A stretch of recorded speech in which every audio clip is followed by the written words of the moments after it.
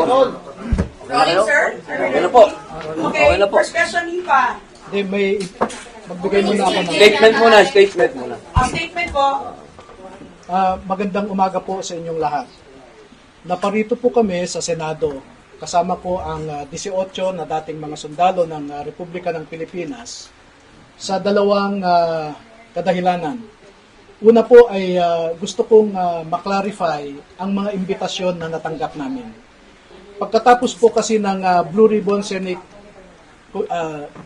Blue Ribbon Committee hearing noong June 4, bandang alas 2:30 po ng hapon, nakatanggap po ako bandang alas 8 ng gabi ng isang imbitasyon na pinapatawag ulit kami sa Senado sa araw na ito, Lunes.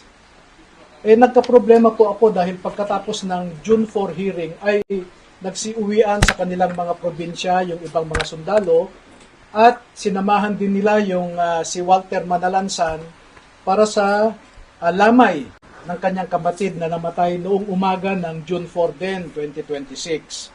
Kaya minarapat ko po na sumulat kay Senator Cayetano noong araw din na yon, noong gabing yon, no? So makikita ninyo dito ang in-email ko na sulat, June 4 din ang petsa, humihingi ng guidance kay Senate President Alan Cayetano. At bakit ko po in-address kay Senate President Alan Cayetano ang aking sulat? Despite the fact that some senators are claiming he is no longer the Senate President, I have here a video just 2 days ago na sinasabi ni Senator Erwin Tulfo na ang Senate President pa rin ay si Alan Cayetano.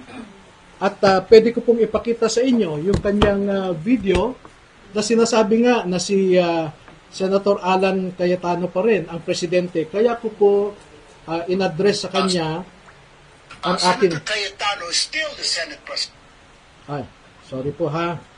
Senator Cayetano is still the Senate President. Because we don't have 13. It's against the law naman, di ba? For all the committees. Simula po sa pro tempore, we cannot touch the Senate presidency because we don't have 13. This is what the law says. You have to have 13. Dahil po sa pahayag din ni Senator Erwin Tulfo na yan, na si Senate President Alan Cayetano pa rin ang Senate President, so I address my letter to Senator Alan Cayetano. At sumagot naman po si Senator Cayetano noong Sabado, no? At ang sabi niya rito, if I may read for your convenience the pertinent portion of the letter.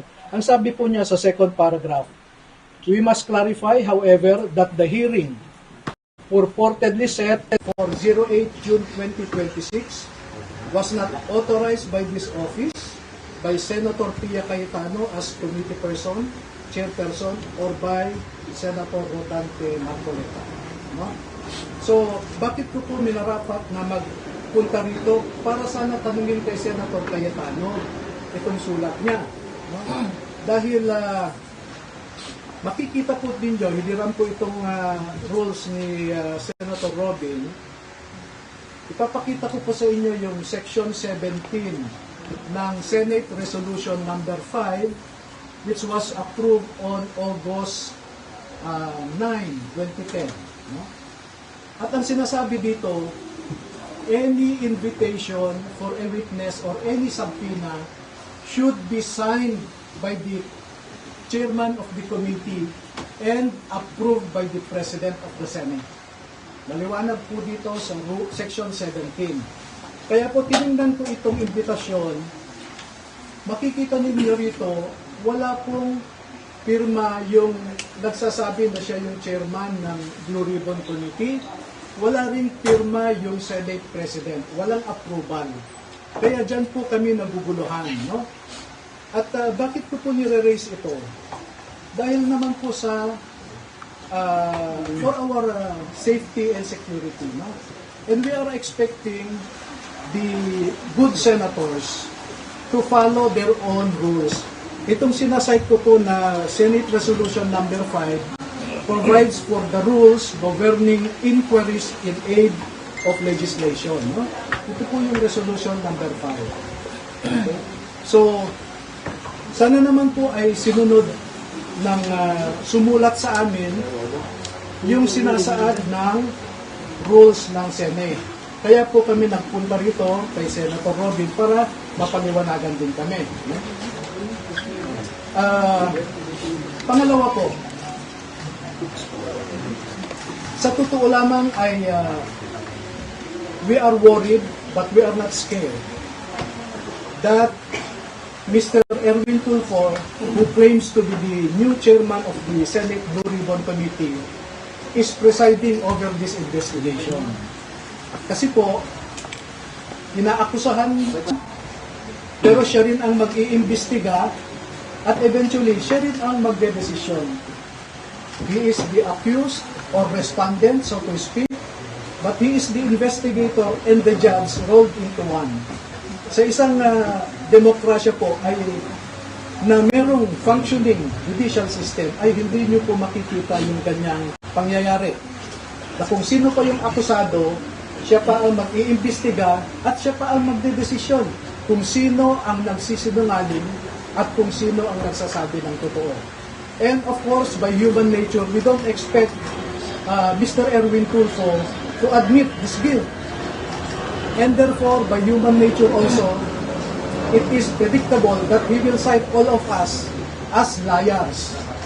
And pursuant to his power as chairman of the committee, and that is debatable, he can cite us in contempt, he can punish us, and he can send us to jail. And for this purposes po, I will cite to you Section 18 po of the same Senate Resolution number 5. Nakalagay po dito, 18, no? Contempt. Contempt. Makikita nyo dito, ang sinasabi,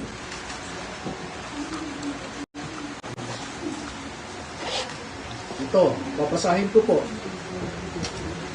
The chairman, with the concurrence of at least one member, may punish or cite in contempt any witness before the committee who disobeys any order of the committee or refuses to be sworn or to testify or to answer a proper question by the committee or any of its members or testifies falsely or evasively. Sa tingin nyo ba, sasabihin ni Mr. Erwin Tulfo that we are testifying truthfully? Sasabihin niya yan, you are testifying falsely. And what is the consequence of that? Contempt. And once you are contempt, I cited in contempt, itong rule po na ito ay inamend ng Senate. We have resolution number 145. Senate resolution number 145. Ang matindi po ikukulong kami. Ito,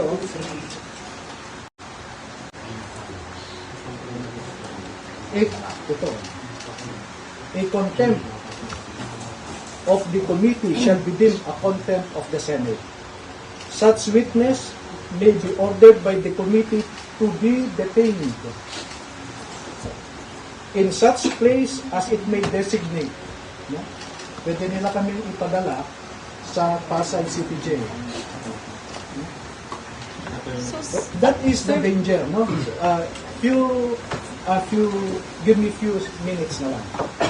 So yun po ang, having said all of those, this is our humble request to the members and leadership of the Senate of the Republic of the Philippines.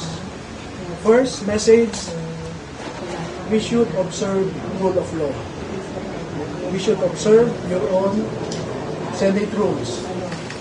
If you do not follow your own rules, how can you expect us, non-senators, to obey your rules? Second, we humbly ask, we respectfully ask the members and the leadership of the Senate of the Republic of the Philippines to observe statesmanship, not brinkmanship. We observe delicadeza. Delicadeza is addressed to the census who were named in the affidavit of the 18 former soldiers. Hindi po pwede sa isang demokrasya na kung sino pa yung inaakusahan ay siya pa ang mag-iimbestiga at siya ang magdedesisyon kung sino ang nagso o hindi. Ito na lamang po ang panghuli na mensahe ko sa ngayon naman ay kay Senator Robin Padilla, na isang membro ng Blue Ribbon Committee na pinamumunuan ni Senator Pia Cayetano at ang subcommittee chairman na si Senator Redante Marcoleta. Na hinanap po namin sila ay wala sila ngayon, kaya bilang membro ng Blue Ribbon, sa kanya ko ihahatid ang aking mensahe.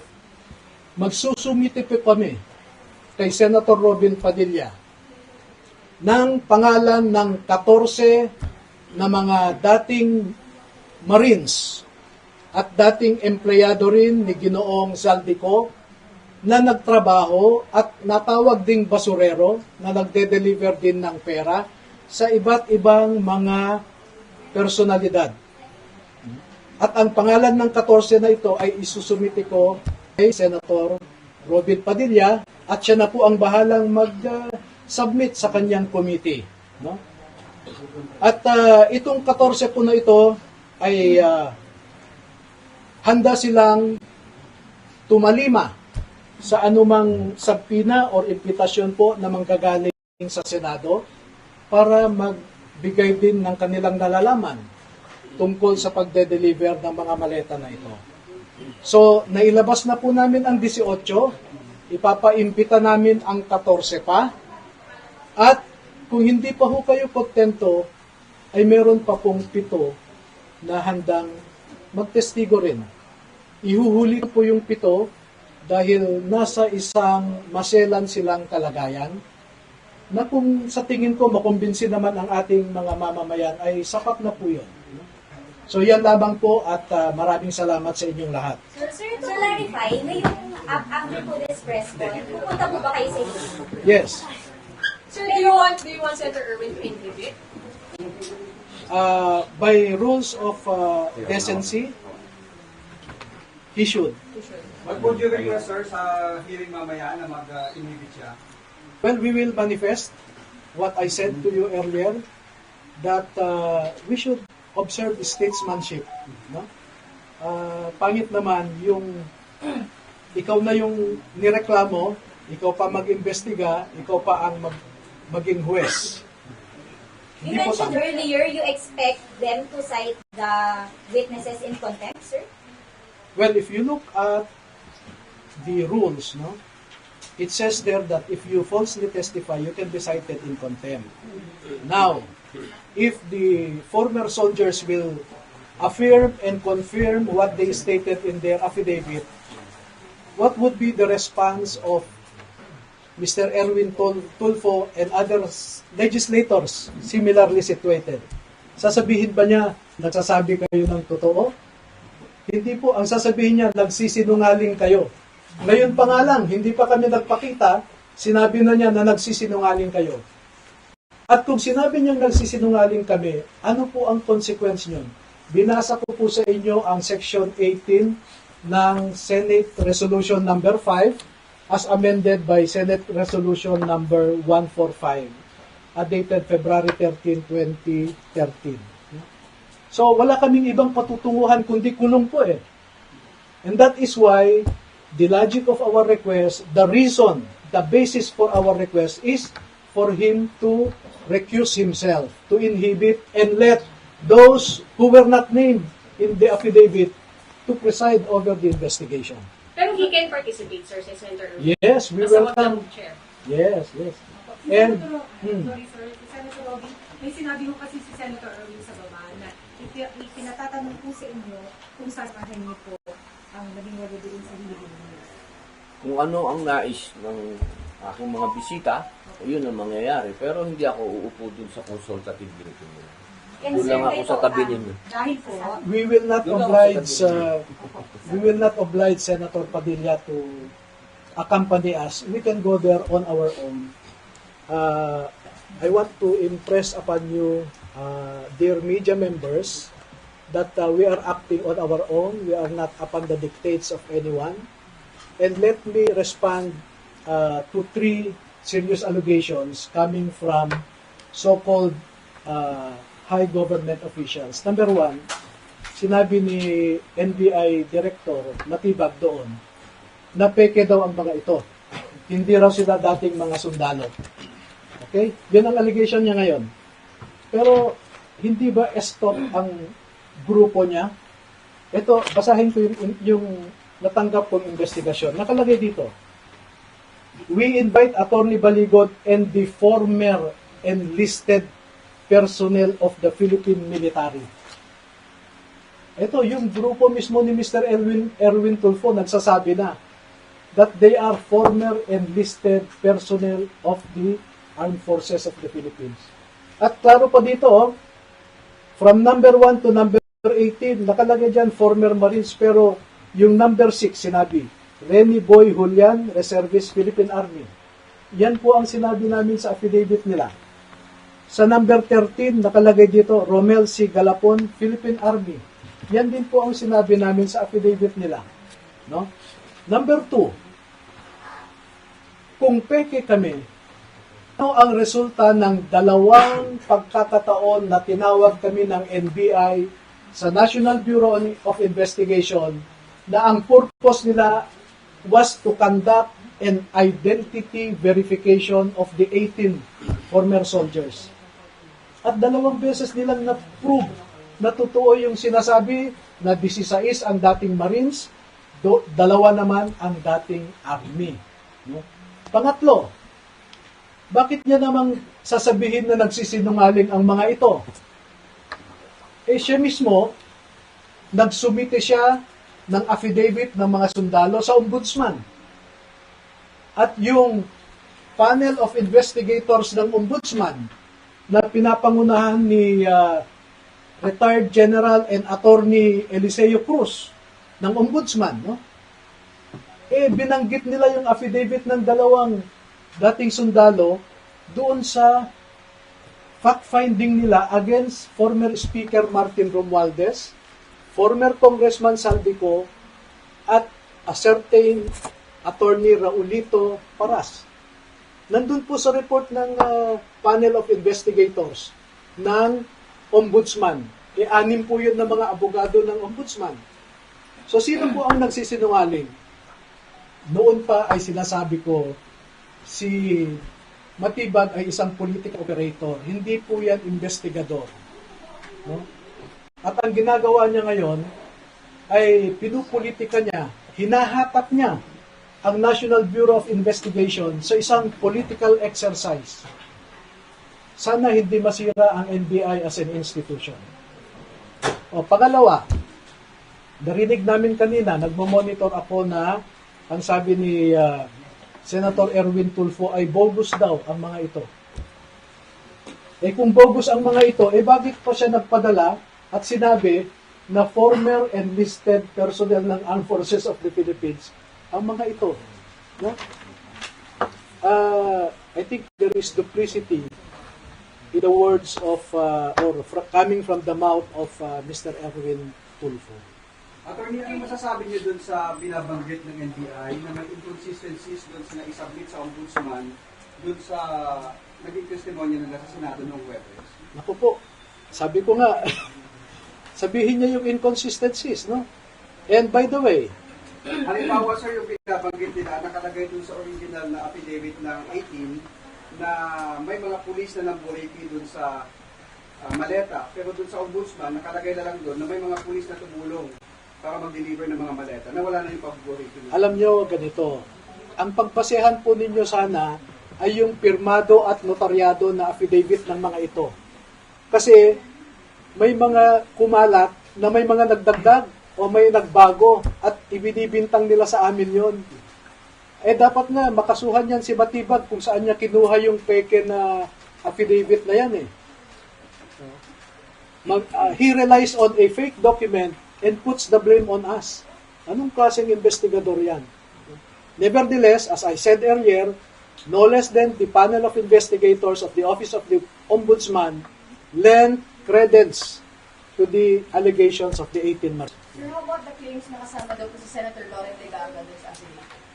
With Mark And Villar. Mark Villar, pero hindi in-expound nung last Dapat sana kasi nag-attend sila nung Senate Blue Ribbon Committee hearing. Para sila ang nagtanong.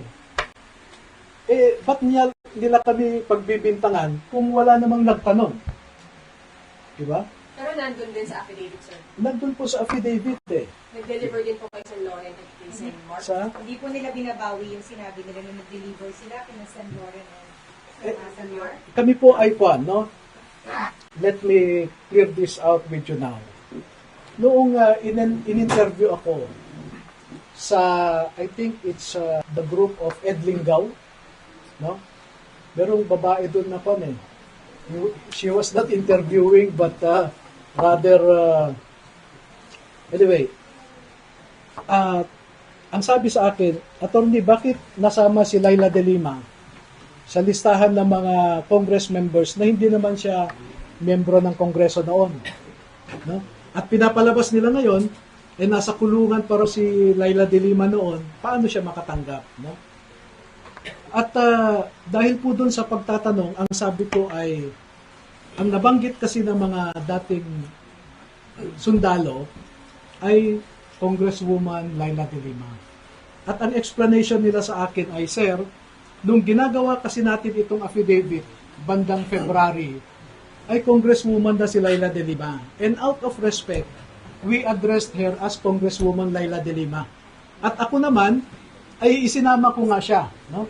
Doon sa listahan ng mga Congress members. But that is a peripheral issue.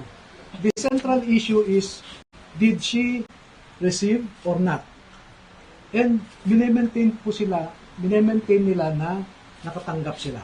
How about sila Senator Lauren and Senator Senator Mark Villar. Ano Villar? po yung nakalagay po sa affidavit? Okay, ganun po, no? Noong in-interview ako ni Ed Lingaw, sometime first week of March yan. So, pinatawag ko sila lahat, no? Sabi ko, klaruhin nga natin ito. Bakit nyo nasabing Congresswoman Laila de Lima? So, in-explain nila. At dahil hindi ako nakontento, pwede bang isa-isahin natin ang bawat pangalan na binanggit ninyo? So, ilang araw po kaming nag-review, no? O, sabi nyo, ikaw, Tube, sabi nyo ganito. I-confirm nyo sa akin. So, mahabang proseso, no? Meron pong, at ito, with all sincerity, we are man enough to admit a mistake and brave enough to correct it. Okay? Doon po kay Senator Villar, sabi nyo, no? Wala pong binabago doon. As is po yan, no? Kay Senator Chis Escudero, kasi siya yung minority yata noon, no? Si Mark, si Senator Lauren, ang magkakasama sa majority. Magkakasama sila Tulfo noon, no? Tinanong ko kay Chis Escudero. So, ang nangyari po ay, Sir, meron pa kami hindi na ibigay sa iyo na picture eh. So, nagbigay sila ng mga pictures, no? Na doon mismo sa bahay ni Senator Chis, no? So, remember, this happened in March, yung pag-review namin. March, ano pong year? 2026. March. No? Majority pa yata si Senator Lauren noon. Ano po, no? Pati si Mark Villar, etc. Ngayon, pagdating kay Senator, yun nga, Mark Villar, sabi ko, iklaro nyo yan. So, nag-recollect yung mga nagsasabi. At sir, ganito. So, confirm po, no? At pagdating naman kay maraming proseso yan, pagdating kay Senator Lauren, nag-usap sila, same process. So, merong si Orbilio at saka si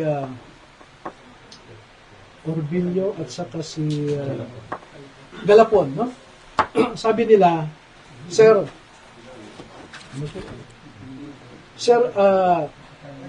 ito po yung recollection namin sa nangyari kay Senator Lauren. Pagdating ng convoy namin doon, and this I distinctly remember, and as I said, I already rectified it. No?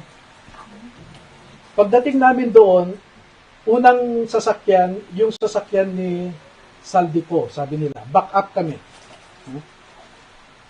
Paghinto namin sa gate, nung number 40 Cambridge Street.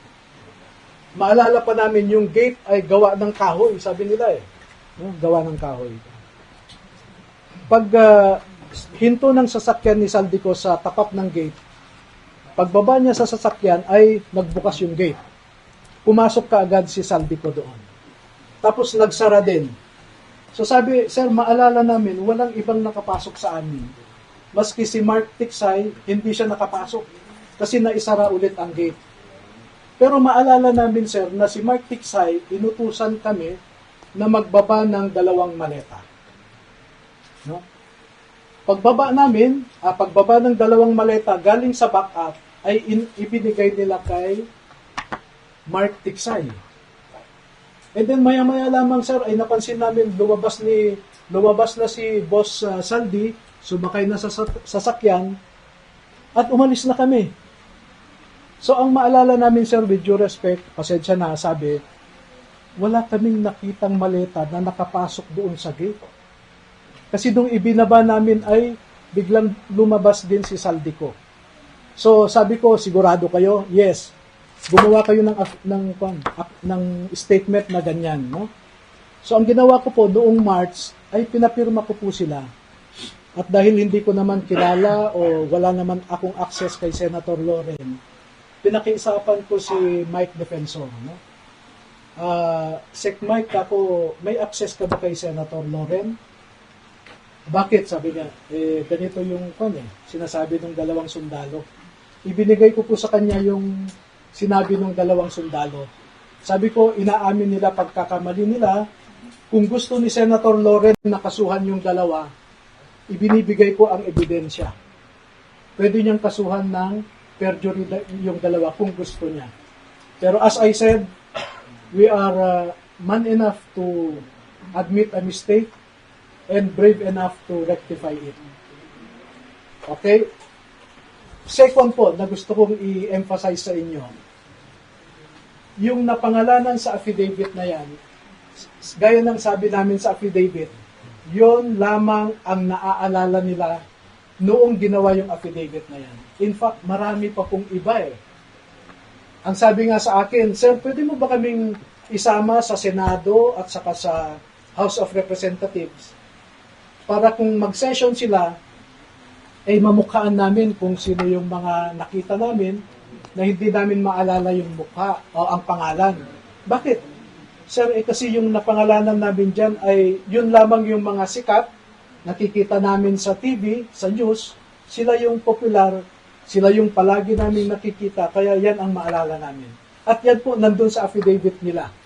Sinabi po nila yan. Sir, clarification. So, dun, nagpunta po sila sa bahay ni Senator Loren. Pumasok si Zaldi, pero walang maletang ipinasok.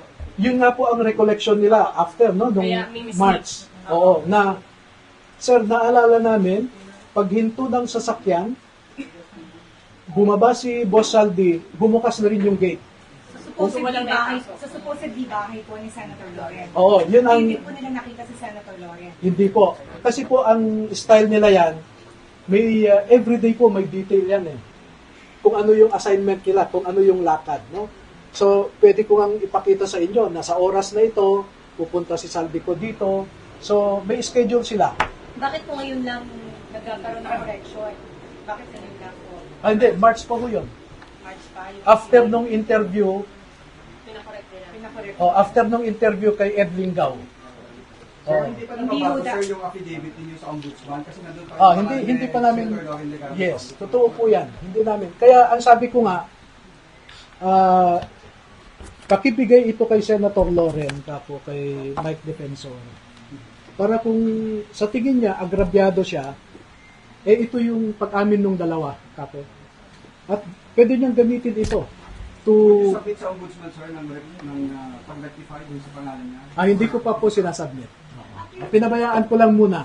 And I will let Senator Loren take whatever legal action she deems proper to vindicate herself also. Nakausap niyo na po si Senator Loren upon this. Hindi Bago po. pa po yung nangyaring Thursday na pagharap po nila sa plan.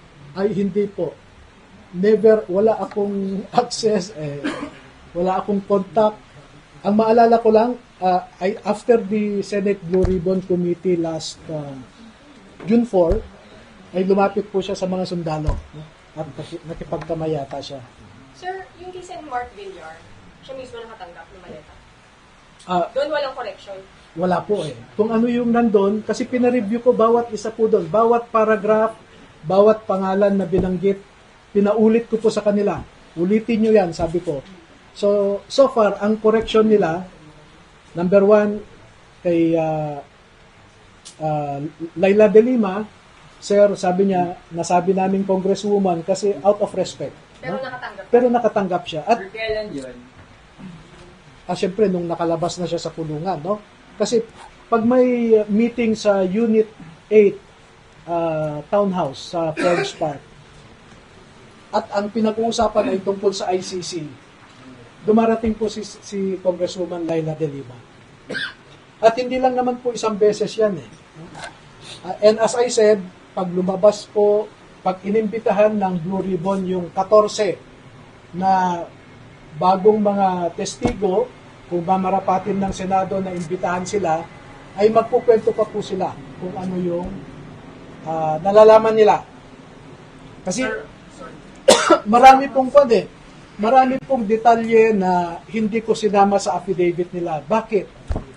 Kasi ang sa akin noon, I just wanted to reveal enough information to warrant an investigation. No? At pag nagkaroon ng investigation, sabi ko, doon nyo ilalabas lahat ng gusto nyong sabihin.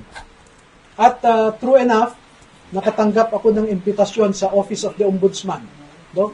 Mag-uumpisa kami sa June 11. Iisa-isahin po nila ang 18. I-interviewin sila ng mga abogado ng Ombudsman, yung panel of investigators. At doon po nila ibabahagi lahat na ng impormasyon na alam nila. Nung Senate hearing na yung Blue Ribbon po na nakaraan, may mga lumabas po doon na gusto sana namin, hindi mo na lumabas pero hindi nila naiwasan na maikwento, no, yung iba.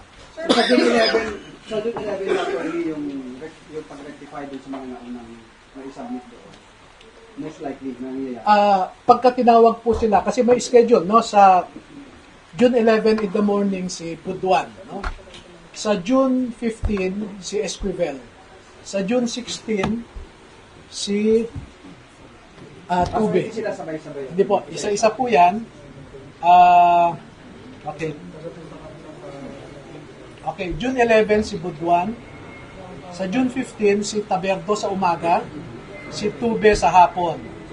Sa June 16 si Esquivel sa umaga, si Navidad sa hapon. So, diretso na po yan, no? Sir, sorry. Clarification. Yung kay Sen. Mark, siya mismo ang tumanggap. May details ba na pwede Hindi po sinabi na si Senator Mark mismo. Pero ang nakita nila, bumaba sila, nagbaba ng maleta, at naipasok yata sa gate, no? ng bahay ni Sen. Mark? Yung address na yon. Saang address na?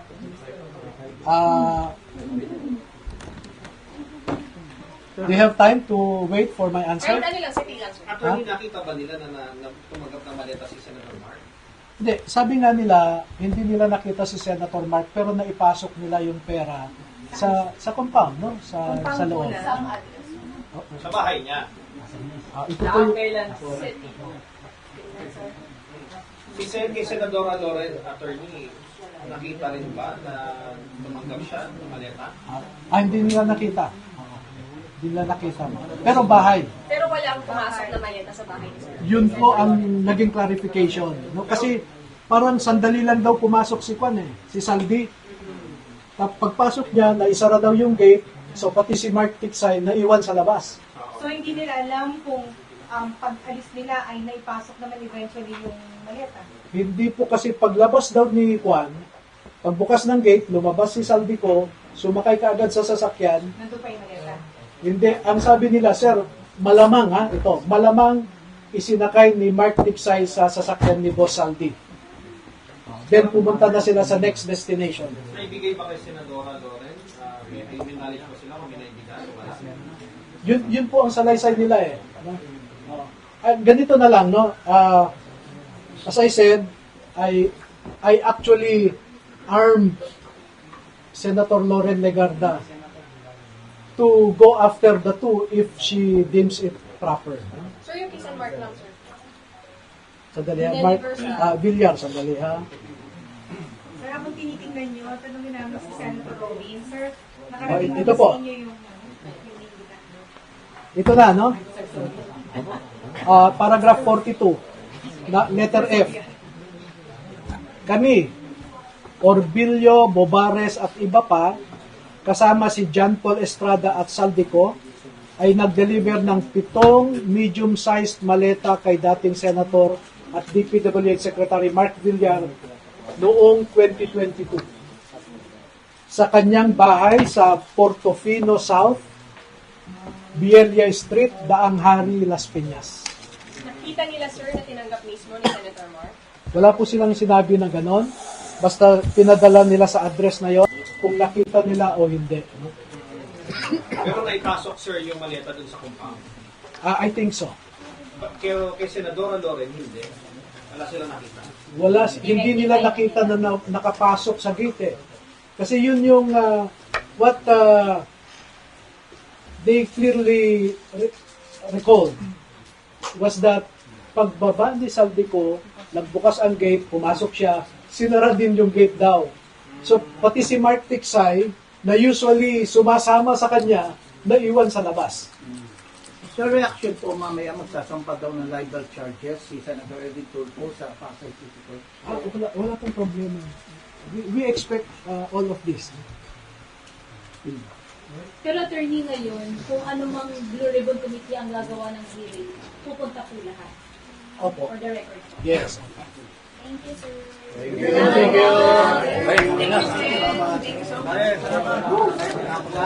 Salamat. Pwedeng di tayo. Ayan mga kapartners, kakatapos lang. Ayan mga kapartners, kakatapos lang ng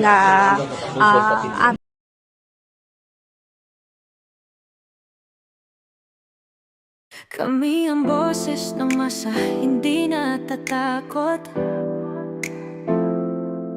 Katotohanan lang, di kami nalulunod.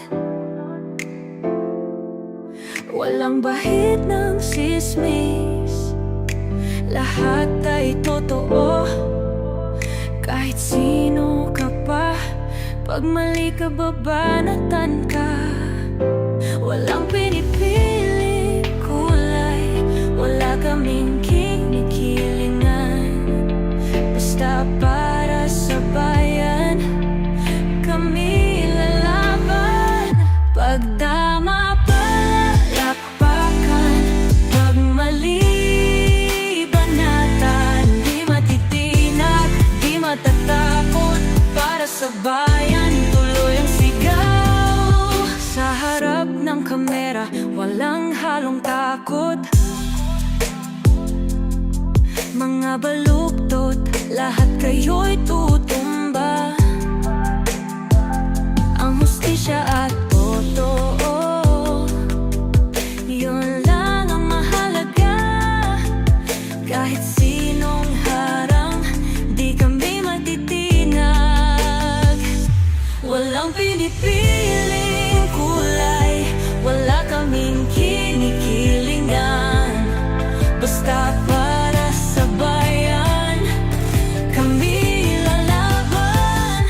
Pag tama palakpakan, pag mali banatan. Di matitinag, di matatakot, para sa bayan tuloy ang sigaw. Kung nasa tama ka, ikaw ay aming kasama. Pero pag mali ka, handa ka na bang mabasag? Banateros kami,